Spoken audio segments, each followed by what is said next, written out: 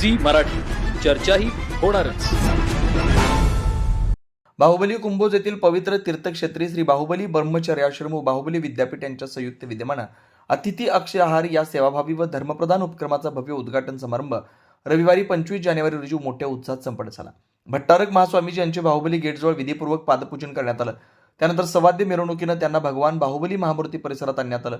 परिसरातील 25 पेक्षा अधिक गावातील वीर सेवा दलाच्या युवकांनी स्वस्तिश्री जिनसेन भट्टारक पट्टाचार्य महास्वामीजी नांदणी यांच्या नेतृत्वाखाली सकाळी 7 वाजता बाहुबली महामूर्तीचा चरणाभिषेक व सामूहिक जिनाभिषेकाचं आयोजन केलं. यावेळी मोठ्या संख्येने श्रावक श्राविका उपस्थित होते. स्वस्तिश्री जिनसेन भट्टारक पट्टाचार्य महास्वामीजी नांदणी यांनी आपल्या आशीर्वचनात वीर सेवा दलातील जैन युवकांनी ज्या ज्या क्षेत्रात कार्यरत आहेत तिथं आपली क्षमता, सामर्थ्य, सेवाभाव सिद्ध करावा असं सांगितलं. सर्व जैन बांधवांनी एकत्रित येऊन संघटितपणे समाज हितासाठी कार्य करावयाचं आवाहन केलं. बाहुबली ब्रह्मचर्याश्रम विद्यापीठाचे अध्यक्ष प्रकाशरावजी आवाडे यांनी आपल्या मनोगतात सांगितलं की बाहुबली तीर्थक्षेत्रावर वीर सेवा दलाच्या स्थापनेमुळे धर्मसंरक्षणाचं कार्य अधिक बळकट झाले.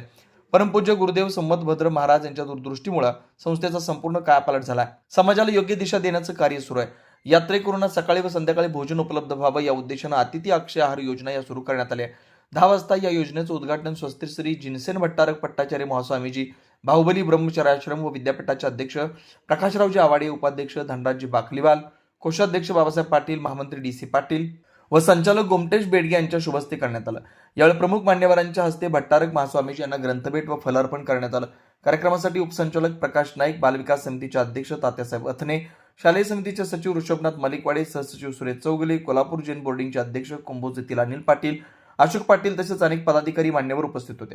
धान्य वसुली करणाऱ्या गावातील मंदिर समितीचे पदाधिकारी, सर्व शाळांचे मुख्याध्यापक, उपमुख्याध्यापक, शिक्षक, शिक्षिका, गुरुकुल विद्यार्थी, माजी गुरुकुल स्नातक तसेच परिसरातील श्रावक श्राविका मोठ्या संख्येने उपस्थित होते. कुंभोज प्रतिनिधी विनोद शिंगे.